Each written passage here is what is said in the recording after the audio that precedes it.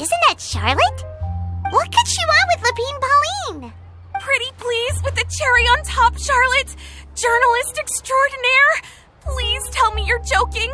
I read that a gang of criminals tricked the Gardamex by disguising themselves as blubber beasts. It's true, isn't it? I've invested all my savings into graph adversarial technology and even taken out a sizable bank loan. I'm begging you like the beggiest beggar in all of begdom. Okay. I need you to calm down a little, Miss Lapine Pauline. I admire your passion for your research, and I don't mean to dash your hopes for those, big-ticket orders. But I'm afraid I'm not joking. The Blubber Beast incident was a short story mailed to us by an anonymous amateur author, written in the style of a true story. Oh, Paimon sees what happened here. Sounds like the report Lapine Pauline read in the Steambird wasn't in the news section after all. Funnily enough, I actually remember being in a meeting where the editing team was debating the potential risk of misleading the public with this story. They even went to Maison Gardiennage for advice. But to our surprise, they fully supported us printing it. They figured that the false intel would be a great way to dupe potential criminals into wearing ridiculous costumes when breaking the law. In truth, Gardamex are extremely sophisticated in their capabilities. They can identify criminals just as reliably as the best human guards, so a crude disguise isn't going to get you far. If anything, it'll just make you stand out all the more. Since we ran that story, the Maison Gardiennage has made a slew of arrests, including, one phantom blubber beast, a titanic red-crowned finch, and a specter man. So I knew this story had helped out law enforcement, but this is the first time I'm learning of an innocent citizen being deceived by it, and investing so much mora for nothing.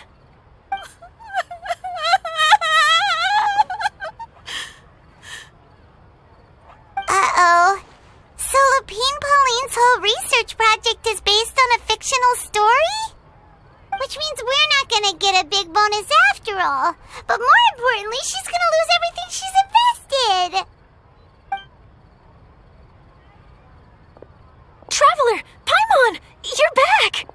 I was in the area taking some photos for a story when I got to talking to Miss Lapine Pauline about her research.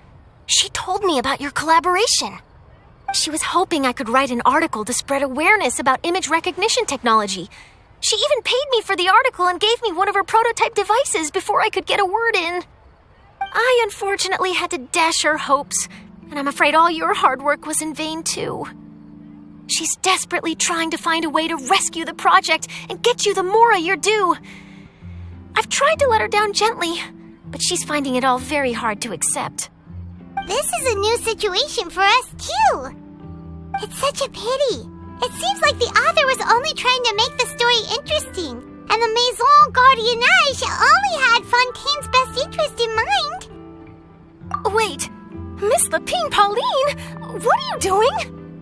I'm gonna pick a fight with a Gardamek, head to the opera at Biclès, and get a one-way ticket to the Fortress of Meropide. That way, I won't have to repay my debts. It's the only way I can afford to keep on living. Whoa, there's no need to go that far. I mean, come on, look at you. You wouldn't even dent the Gardamex armor. In all likelihood, they'd only hold you up at the Maison Gardiennage for a few days before letting you out, and then you'd still have to repay your debts. Actually, instead of going into the technicalities of that, how much did you actually invest? How bad? 270,000 mora. Okay, well, escaping to the Fortress of Meropide over a sum like that seems like a last resort. Surely there must be other options. Not anymore. I used to be an equipment supplier to the Fontaine Research Institute before that blew to pieces, and now I'm just a small-time engineer. I scraped together some savings over the past few years, but I put every last mora into this project, and now I'm left with nothing. It's not just my savings that are gone. It's my whole future as a graph adversarial technology specialist and my dreams of becoming a billionaire one day.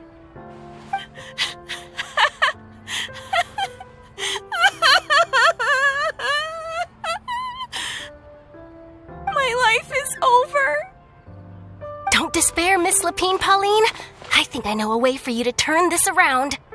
This prototype you've given me, the camera lens for image recognition sample collection. It's really quite something. You said you designed it specifically for high-fidelity image capture and analysis, yes? The rapid focal length adjustment is a very useful function in its own right. It's sure to make many journalists' jobs much easier. In fact, I'd say it has the potential to revolutionize Fontaine's news media. So your research efforts thus far are by no means in vain. The technology you've developed may have many applications that you've never even considered. Really?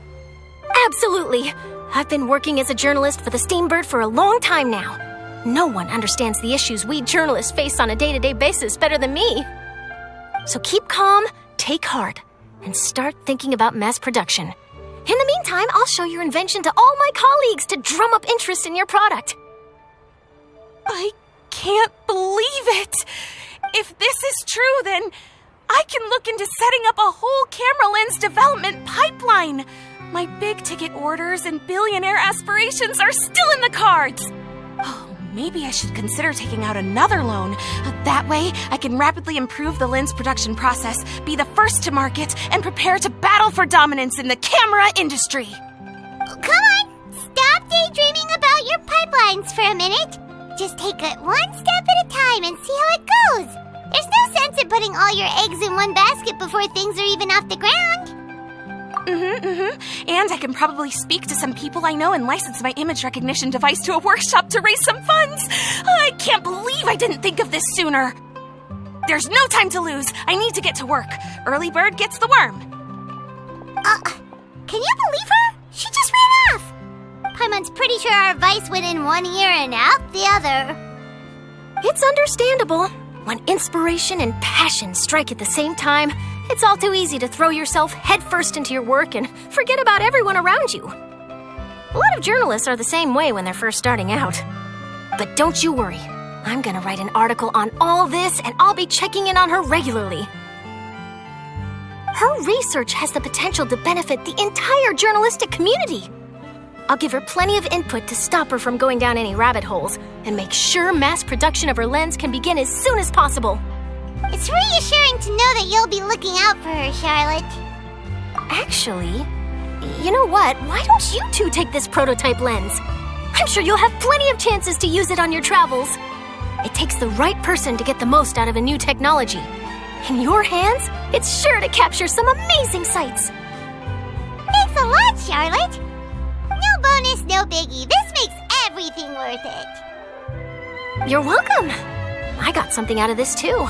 The beginnings of a very interesting news story. The boundaries between real news reports and news-like fiction must not be blurred, even when there's a compelling justification for doing so. Yes, that's how I'll phrase it to the editors when I give them my feedback. Let's hope we don't mislead any more well-meaning citizens in the future.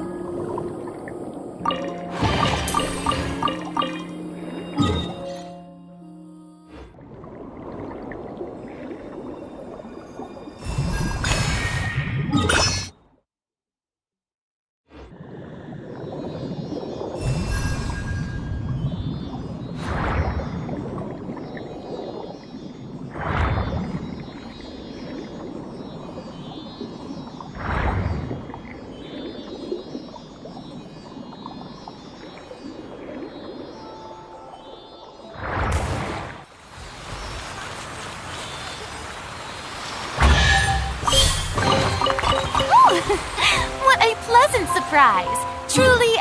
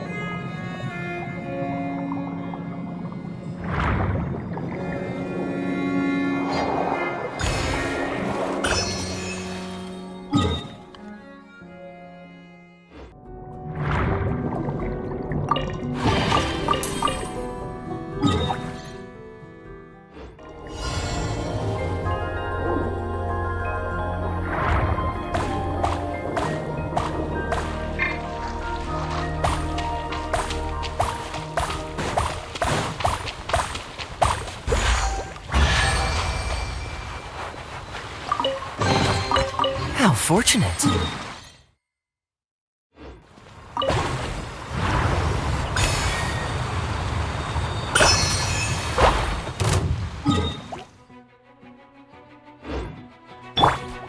What's the freeze?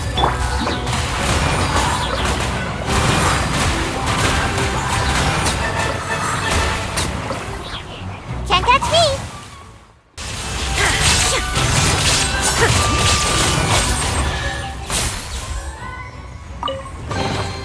But a momentary distraction.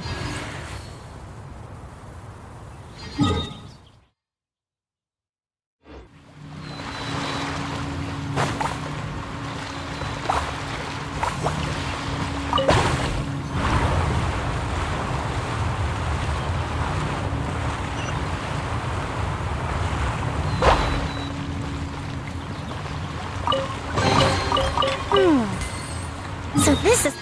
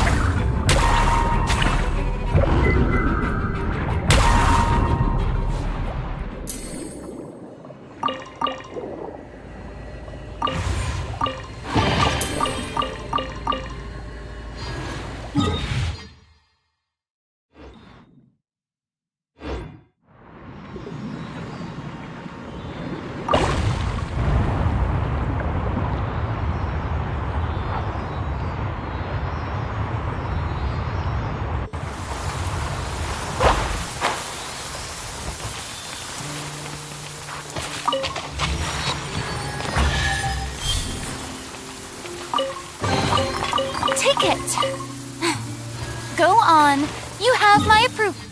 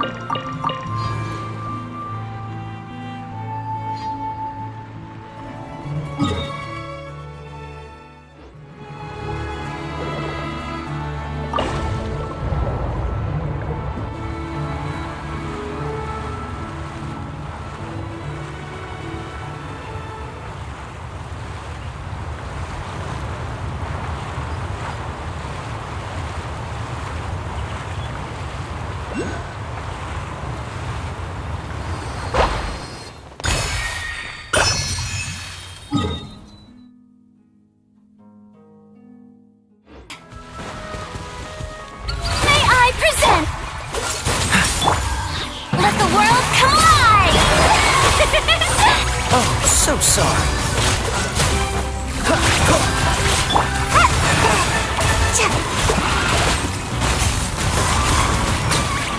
I'm out of here. Mission accomplished. Can I go back to sleep now?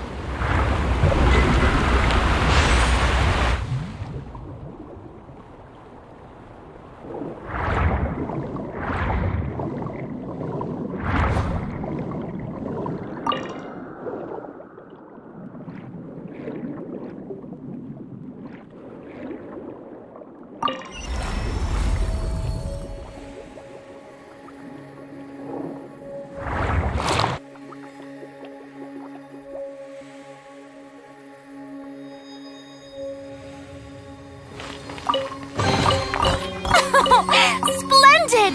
More interesting trinkets for me.